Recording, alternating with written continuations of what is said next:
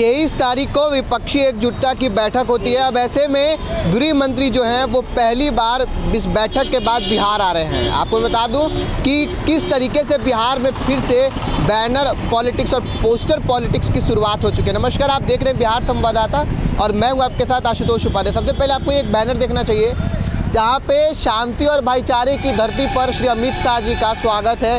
ऊपर में ये लिखा गया है, लेकिन उसके बाद से अमित शाह से ये प्रश्न पूछा गया है कि मणिपुर क्यों जल रहा है। गृह मंत्री जी, ये बिहार पूछ रहा है सीधा सवाल।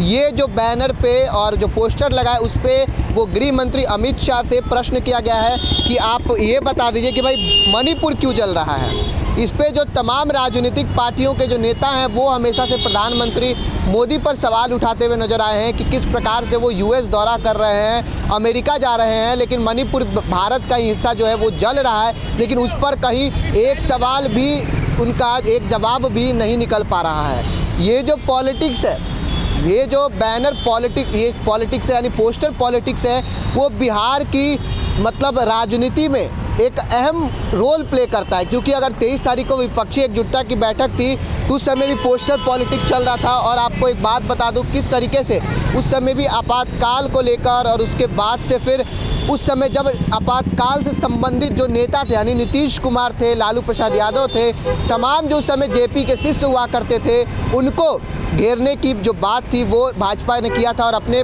भाजपा प्रदेश कार्यालय के सामने बैनर लगाया था।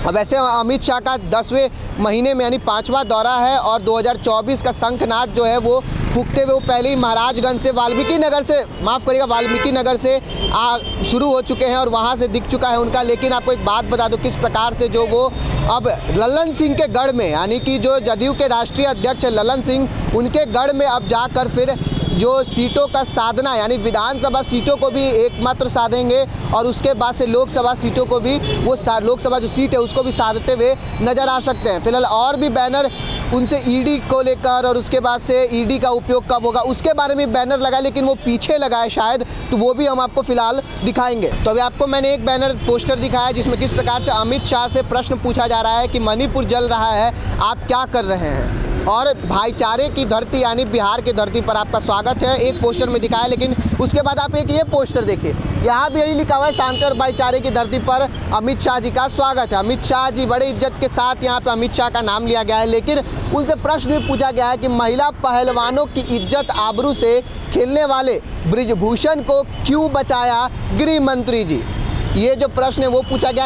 एक जो पोस्टर लगा था उसमें ईडी के बारे में नहीं, उसके ये मणिपुर के बारे में पूछा गया कि मणिपुर आखिर क्यों जल रहा था। और एक पोस्टर ये लगा के पूछा गया कि किस प्रकार से जो महिला पहलवान हैं उनको लेकर जो अभी वो लोग धरना प्रदर्शन पे बैठे हुए थे उसको लेकर भी प्रश्न पूछा गया। और अगर बैकग्राउंड में आप देखिएगा तो साक्षी मलिक तमाम जो यहाँ पे पहलवान हैं उनको भी दर्शाया गया है। और अगर ऐसी इनकम टैक्स पे आइएगा तो आपको हो सकता है कि और पोस्टर बैनर मिल जाए। और देखिए 2024 में लोकसभा का चुनाव है। अब ऐसे में क्या है कि पोस्टर वार यानी पोस्टर पॉलिटिक्स शुरू हो चुकी है, अलग अलग पोस्टर बैनर लगने शुरू हो चुके हैं। एक खबर के माध्यम से मैं ये भी पढ़ रहा था कि ईडी को भी लेकर सवाल पूछा गया है। अब देखते ये हैं कि ईडी को लेकर जो सवाल पूछा गया है वो बैनर कहाँ है, क्योंकि ईडी को भी लेकर हमेशा जो लोग कहते हैं कि सरकारी तंत्रों का जो उपयोग है, दुरुपयोग जो है वो भाजपा करते हुए नजर आती है। देखिए ये बैनर है, ये भी बैनर में यही लिखा हुआ है, ईडी सीबीआई को भरोसे कब तक कायरों वाली राजनीति करोगे गृह मंत्री जी।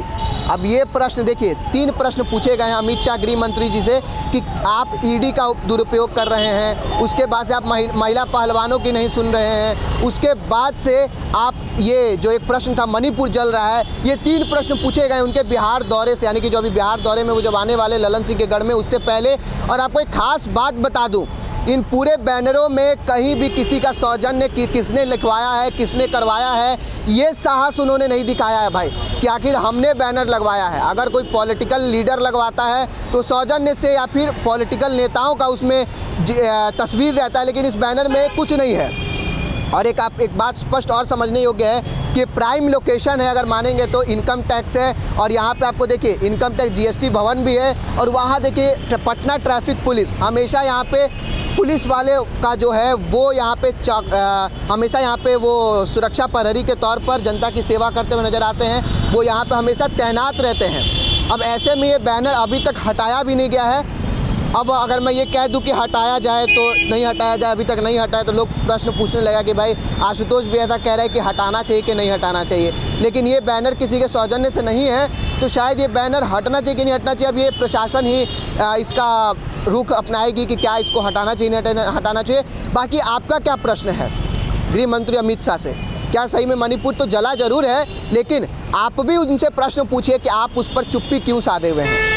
उसके बाद से आपकी सरकार भी मणिपुर में है। और जब महिला पहलवानों पर प्रश्न पूछिए अमित शाह से, उसके बाद से फिर ईडी को लेकर कहना, कहीं ना कहीं कह सकते हैं आप तमाम विपक्षी पार्टियां कह रही हैं, जब तो ईडी को लेकर भी प्रश्न आप पूछ लीजिए। बाकी आपका क्या राय है कमेंट बॉक्स में ज़रूर बताइएगा। कैमरामैन अभिषेक के साथ मैं आशुतोष, पटना।